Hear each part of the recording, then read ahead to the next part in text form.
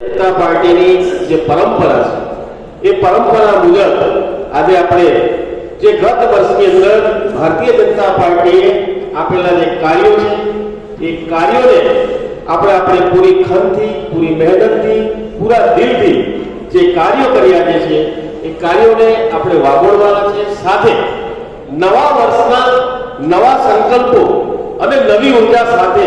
આગામી સમયની અંદર ભારતીય જનતા પાર્ટીની જે વિચારધારા છે એ વિચારધારાને જન સુધી પહોંચાડવા માટેનો ભગીરથ પ્રયાસ આપણા દ્વારા થાય અને આપણા દેશના યશસ્વી વડાપ્રધાન નરેન્દ્રભાઈ મોદી કે જેઓ એક આપણા માટે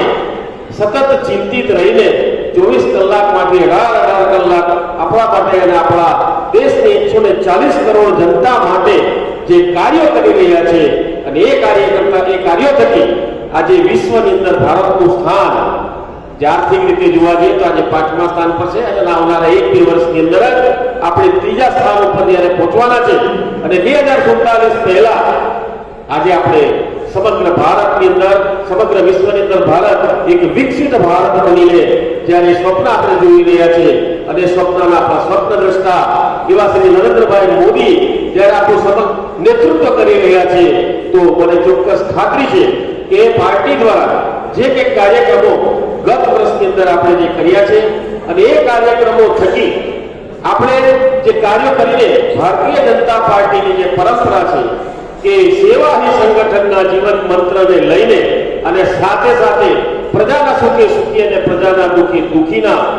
નિસ્વાર્થ ભાવથી જે કાર્યકર્તાઓ છે પોતાના ઘરની અંદરથી પણ પોતાના પરિવારના ભોગે પણ પાર્ટી પ્રત્યે આટલી વફાદારીથી જે કાર્યો કરી રહ્યા છે એ બદલ ભારતીય જનતા પાર્ટીના સૌ કાર્યકર્તાઓને જેટલા પણ આપણે અભિનંદનો આપીએ એટલા ઓછા છે. અત્યારે ભરતભાઈ અને ધવલભાઈએ જે વાત કરી એ વાતની અંદર જો આપણે થોડું વિસ્તૃત આપણે જો ચર્ચા કરીએ તો ગત વર્ષની અંદર આપણને વિધાનસભાની ચૂંટણી તો પેટા ચૂંટણીઓ તો આવી, પરંતુ તે સાથે સાથે મુખ્ય જે ચૂંટણી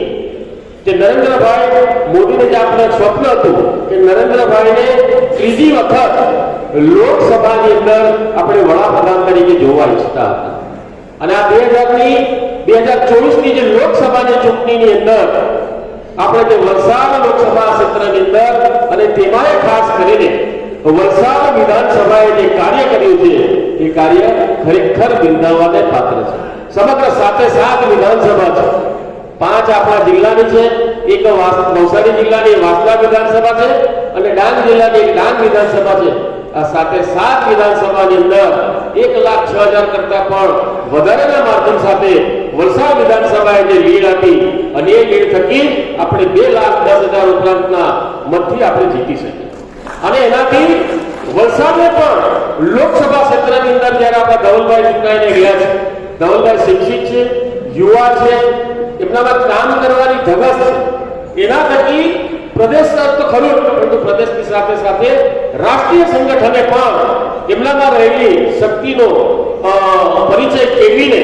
એમને જે વિશેષ જવાબદારીઓ આપી છે એટલે આવનારા સમયની અંદર વલસાડ લોકસભા ક્ષેત્રનું અને વલસાડ જિલ્લાનું અને વલસાડ વિધાનસભાનું ખૂબ જ આપણને ઉપયોગી થવાના છે. એવા ધવલભાઈની ચૂંટણીની અંદર પણ આપ સૌએ લોકસભા ચૂંટણીની અંદર જે કાર્ય કર્યું છે એ કાર્ય પણ આપ સૌ કાર્યકર્તાઓને સદભાગ્ય જ આપણને આ લીડ અને આ કાર્ય આપણે પાર પાડી શક્યા છે. આમ તેની સાથે સાથે ભારતીય જનતા પાર્ટીએ અનેક સંગઠનાત્મક કાર્યક્રમો આપ્યા છે, અનેક રાષ્ટ્રીય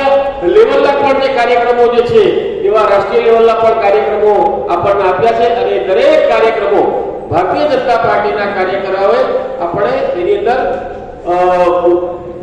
પૂરી મહેનતથી કાર્ય કરીને એ કાર્યને આપણે પાર પાડ્યું છે. સાથે સાથે આ જ વર્ષની અંદર સંગઠનની સાથે સાથે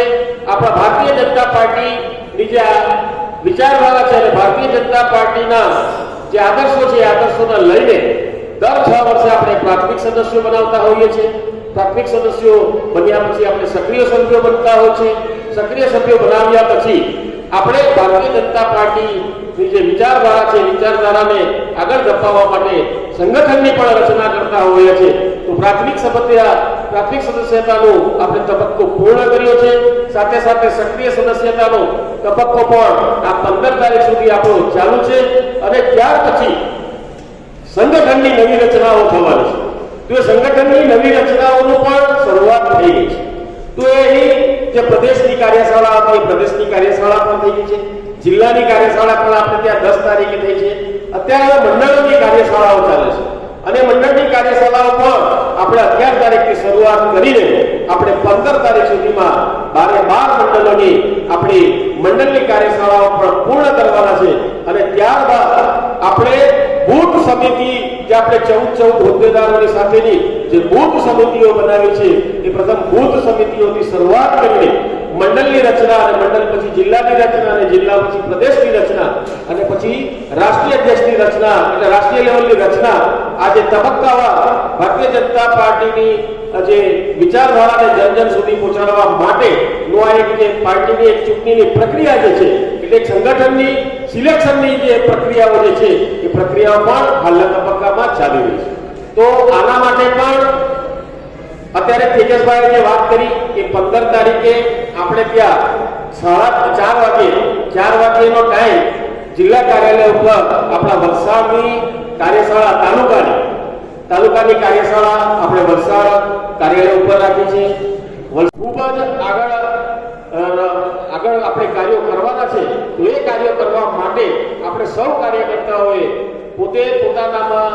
કે વ્યસ્ત સમયની અંદરથી પણ જે ભારતીય જનતા પાર્ટીના એક પરિવારની ભાવનાથી ભારતીય જનતા પાર્ટી એ મારો પરિવાર છે અને પરિવારની ભાવનાથી ભારતીય જનતા પાર્ટી માટે તમે જે સમય આપો છો, સેવા કરો છો અને એ સેવાહી સંગઠનના માધ્યમથી અને એક પરિવારના માધ્યમથી આપ સૌએ જે કાર્ય કરી રહ્યા છો એ કાર્યોને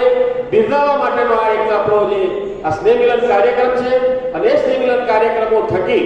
આપણે આપણા પરિવારની ભારતીય જનતા પાર્ટીની અને સાથે સાથે સમગ્ર ભારતની રાષ્ટ્રીયતા અને એકતા અને અખંડિતતા માટે આપણે સૌએ જે કાર્યો કરવાના છે એ કાર્ય થકી આપણે આપણું પાર્ટી પ્રત્યેની જે વફાદારી છે, પાર્ટી પ્રત્યેની જે આપણી નિષ્ઠા છે, પાર્ટી પ્રત્યેની જે આપણી જવાબદારીઓ છે એ જવાબદારીઓ આપણને મળવાની છે. આવનારા સમયની એમના ન્યૂઝપેપરો અને ઇલેક્ટ્રોનિક મીડિયા અને પ્રિન્ટ મીડિયાના માધ્યમથી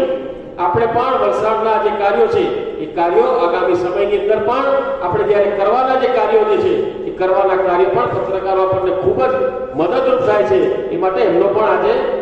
જેટલો આભાર માનીએ એટલો ઓછા છે અને એમને પણ નવા વર્ષની ખૂબ ખૂબ શુભકામનાઓ પાઠવી છે. સાથે સાથે લાગે છે તો વલસાડ તાલુકા મંડળ અને વલસાડ શહેર મંડળ એટલે આપણા ફક્ત વલસાડ વિધાનસભામાં 2 જ મંડળો આવતા હતા. પરંતુ આવનારા નવા સમયની અંદર સંગઠનની જે રચના થવાની છે એ સંગઠનની અંદર હવે પાર્ટીનો વ્યાપ વધુ વધે, લોકોને સરકારની કલ્યાણકારી યોજનાઓના લાભો લોકોને આપણે ઘર સુધી પહોંચાડીએ, લોકોને એનાથી માહિતગાર કરીએ, આવી કલ્યાણકારી યોજનાઓના ભાગરૂપે આપણે મંડળોનું વિસ્તૃતીકરણ કરી રહ્યા છીએ. તો વલસાડ તાલુકાનું જે એક મંડળ હતું તેના અંદર આપણે 5 ભાગ કરીએ છીએ. એટલે વલસાડ તાલુકાની એક મંડળની જગ્યાએ હવે 5 મંડળોની નવી રચના થવાની છે અને એ 5 મંડળોની અંદર વલસાડ વિધાનસભાની અંદર 3 મંડળો આવવાના છે અને ધરમપુર વિધાનસભા ક્ષેત્રની અંદર 2 મંડળો આવવાના છે. એમ કુલ વલસાડ તાલુકાના 5 મંડળોની રચના થવાની છે. તે જ રીતે વલસાડ શહેરની પણ જો વાત કરું તો વલસાડ શહેરની અંદર પણ જે અત્યારે હાલ એક મંડળ છે તેની જગ્યાએ એનું પણ વિસ્તૃતીકરણ થઈને વલસાડ શહેરની અંદર પણ 2 મંડળોની રચના થવાની છે. તો એ ગ્રેડની જે નગરપાલિકાઓ જે છે ત્યાં 70 બૂથો કરતા જ્યારે વધારે બૂથો જ્યાં જે મહાનગરપાલિકામાં હોય ત્યાં એક કરતા 2 મંડળોની રચના કરવાની છે. જેના ભાગરૂપે આવનારા સમયની અંદર પણ આપણે વલસાડ શહેરની અંદર પણ 2 મંડળોની રચના થવાની છે. આમ વલસાડ વિધાનસભાની અંદર જે પહેલે 2 મંડળો હતા એની જગ્યાએ હવે વલસાડ વિધાનસભામાં 5 મંડળો થવાના છે. એટલે સંગઠનનો વ્યાપ પણ વધવાનો છે અને સંગઠનના વ્યાપ થકી સરકારશ્રીની, રાજ્ય સરકારની કે કેન્દ્ર સરકારની જે કલ્યાણકારી યોજનાઓ છે જન સુધી પહોંચાડવા માટે આપણે સૌએ ભગીરથ પ્રયત્ન કરવાના છે. અત્યારે જ નરેન્દ્રભાઈ મોદીએ એક નવી યોજના જે લોન્ચ કરી છે, કોઈ પણ જાતની આવકની મર્યાદા વગર જે પણ વ્યક્તિ 70 વર્ષથી ઉપરની છે એ તમામ 70 વર્ષથી વધુની વ્યક્તિઓને આરોગ્યના વીમા કવચના ભાગરૂપે એટલે આરોગ્યનું કવચ પૂરું પાડવા માટે 5 લાખ રૂપિયાની જાહેરાત જે કરી છે એ પણ આપણે યશસ્વી વડાપ્રધાન નરેન્દ્રભાઈ મોદીએ જ્યાં યોજના જાહેરાત કરી છે એ બદલ એમને જેટલા અભિનંદન આપીએ અને કાર્યોના ગણગણાટથી આ યોજનાને આપણે વધાવી લઈએ કે જ્યારે 70 વર્ષ